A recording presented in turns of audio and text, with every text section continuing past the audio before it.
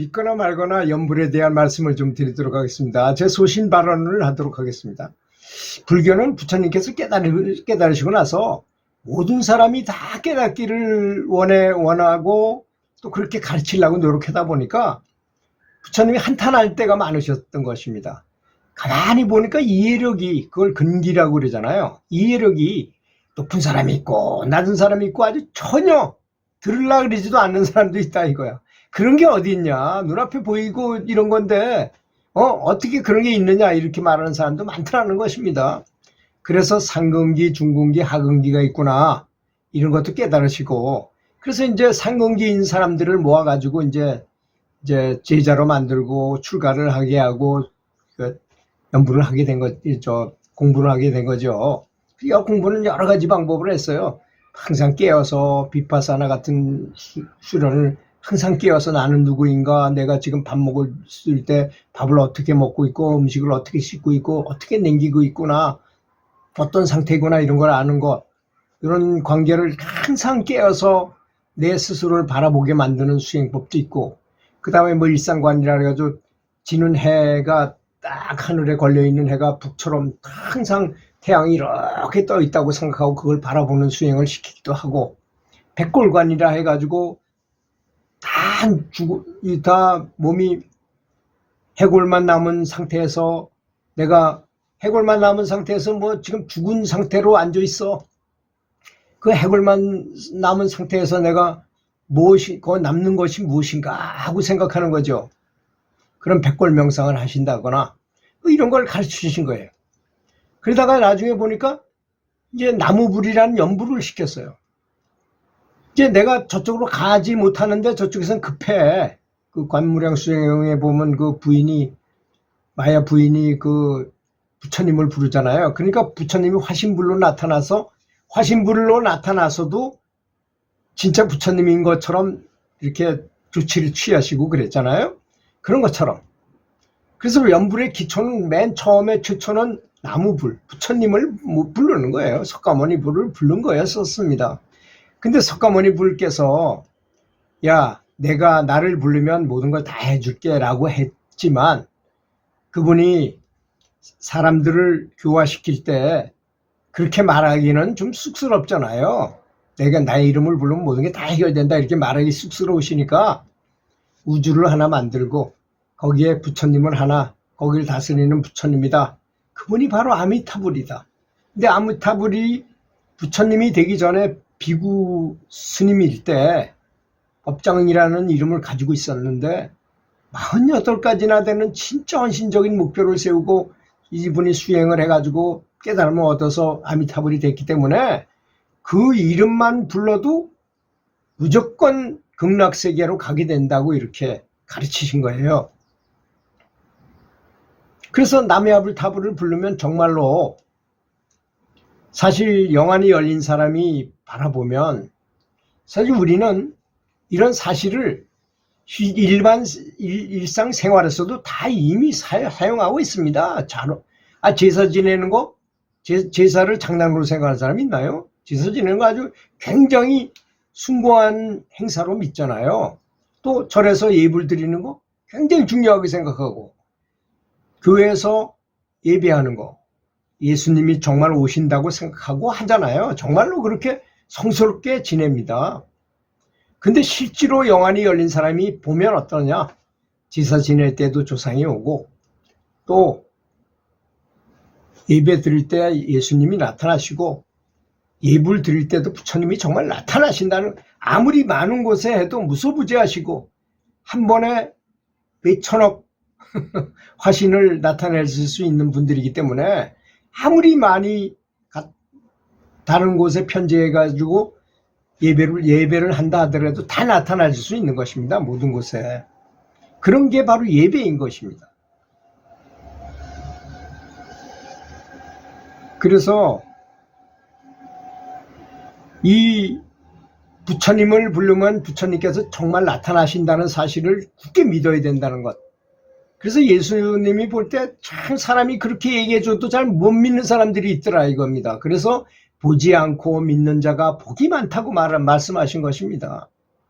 저는 뭐 사실 제가 뭐 그런 걸 보기 위해서 보았던 건 아니지만 뭐 부친의 중병을 고치고자 기공을 배워서 이렇게 치료산 옷을 내가 직접 치료를 했거든요, 부친을.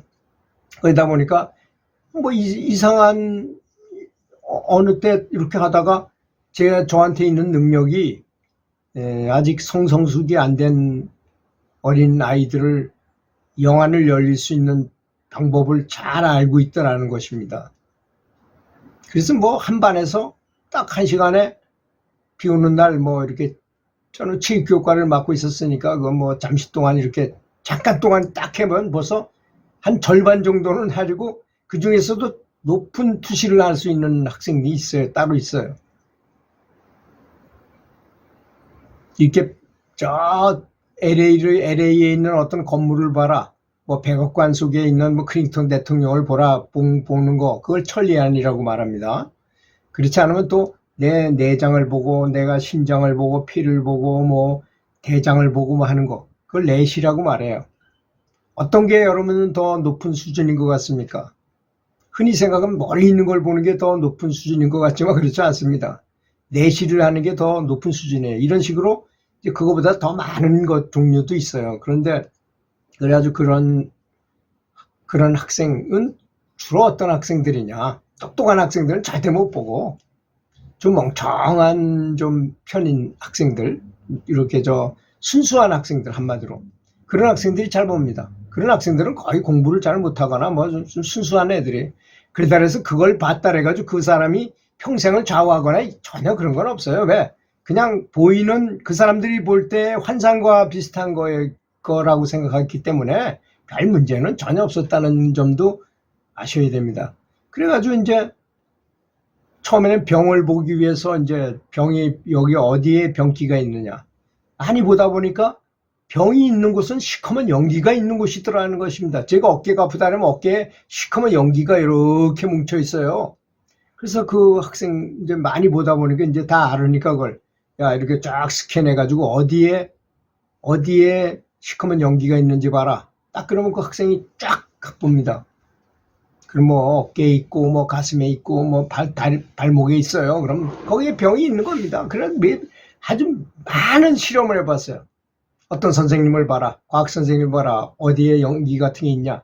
그래서 그걸 이렇게 그림 그려가지고 그분 만나가지고 물어봐요. 아 선생님 말이야 어깨하고 발목에 아프구만. 딱 깜짝 놀라요. 어떻게 아느냐 이거야. 그런 실험을 많이 해보니까 아 이게 정확하구나 하는 걸 알게 됐죠. 그래서 이제 제가 그런 말을 할 수 있게 된 것입니다. 아 연구를 하면 어떤 현상이 일어나고 사람이 어떻게 하면 어떤 현상이 일어나는구나 이런 것을 알게 되는 것입니다. 그리고 이제 축구를 잘하겠다 호날두처럼 축구를 잘하겠다 하는 사람은 호날두 그림을 막 붙여놓잖아요. 그리고 호날두가 좋아하는 가방을 들고 다니고 호날두 그림이 있는 축구화를 살 것이고 또 호날두가 입은 옷을 비슷한 옷을 입도록 하고 호날두가 하는 기술을 수도 없이 연습할 거 아니겠습니까? 그러다 보면 호날두처럼 정말 되겠죠. 어릴 때부터 그렇게 잘 시킨다면. 그리고 나중에 독특하게 호날두보다 더 잘하는 게 있어 내가. 호날두보다 내가 더 뛰어난 점이 있어. 그러면 호날두보다 더 훌륭한 선수가 되는 거겠죠. 이런 것이 바로 연불인 것입니다. 모방. 첫째 모방을 했는데 그 제가 많이 말씀드린 내용이 있잖아요. 타이난 스승이라는 세상에서 활을 제일 잘 쏘는 사람을 가서 배우려고 그러니까 야 너 같은 천민이 뭘 배우느냐 안 된다. 그래서 딱 쳐다보고 가서 그 타이난 스승하고 똑같은 토상을 만들어 가지고 거기다 놓고 매일 절을 하고 타이난 스승님 연불처럼 하고 그 다음에 활 쏘는 연습을 했더니 나중에 타이난 스승의 그 놀라운 비밀 비기가 자기한테 다 전수됐다는 거 아니겠습니까? 그런 것입니다. 정말 연불은 대단한 거예요. 모든 게 다 나한테 전수된다는 거니까 얼마나 놀랐습니까? 우리가 도둑이 아버지고 할아버지도 도둑이고 주변에 가면 다 도둑이면 도둑을 배우러 다니잖아요. 그러면 나도 도둑놈이 되고 도둑의 고수가 되겠죠. 그런 거하고 비슷한 것입니다. 좋은 것도 담고 나쁜 것도 담는 것이니까. 그래서 부처님을 계속 부르고 부처님을 담고자 해야 된다는 것입니다. 이것이. 그래서 제가 늘 얘기해줘. 그냥 연불만 하지 말고 부처님의 마음, 부처님 마음은 자비심이잖아요. 자비, 대자대비. 너무나 큰 무량한 그 자비심을 키우면서 연불을 해야 되고 그 다음에 부처님은 엄청난 큰 빛이거든요. 사람이 많은 수행을 하면 빛이 세져요. 빛이 모여요. 에너지 센터에 빛이 모입니다. 그래서 백호광명이라고 여기다 표시해놓고 석굴암 부처님 보면 여기다 표시해놓고 여기 보석을 박아놨잖아요. 왜 그렇게 씁니까? 법륜이라는 걸 거기를 말하는 겁니다. 법륜. 거기다 의식을 집중하고 빛을 그대로 전수받아야 되고 불력, 부처님의 힘이 어느 정도 쓸까요? 여러분 부처님의 힘에 대해서 잘 생각 안 해보셨을 거예요. 부처님의 힘, 놀라운 힘이 있어요. 실질적으로 부처님이 말씀하신 걸 보면 이 산을 들어다가 옮길 수도 있고 바다를 마르게 할 수도 있는 힘이 있다 그랬고, 현대 어떤 과학자가 그걸 경전을 비교해서 설명해 보니까 디스커버리호가 출발할 때 나는 그 출발할 때 엄청난 에너지가 필요하잖아요. 그것의 22배나 되는 힘을 사람은 가지고 있답니다. 단지 한 번도 써먹지 못하고 죽는 것뿐이래요. 부처님들은 그걸 써먹을 수 있는 분들이고 우리는 못 써먹는 것뿐이 없다는 것입니다. 우리는 누구나 다 부처가 될 수 있는 기본을 다 가지고 있는 사람이라는 것을 명심해야 될 것입니다. 그래서 어떤 사람은 부처가 되고 어떤 사람은 그냥 지옥으로 떨어지는 사람이 될 수도 있고 정말 천차만별인 것입니다. 그래서 마음먹기에 다른 것이고 수행은 이렇게 중요하다는 것입니다. 들어주셔서 감사합니다.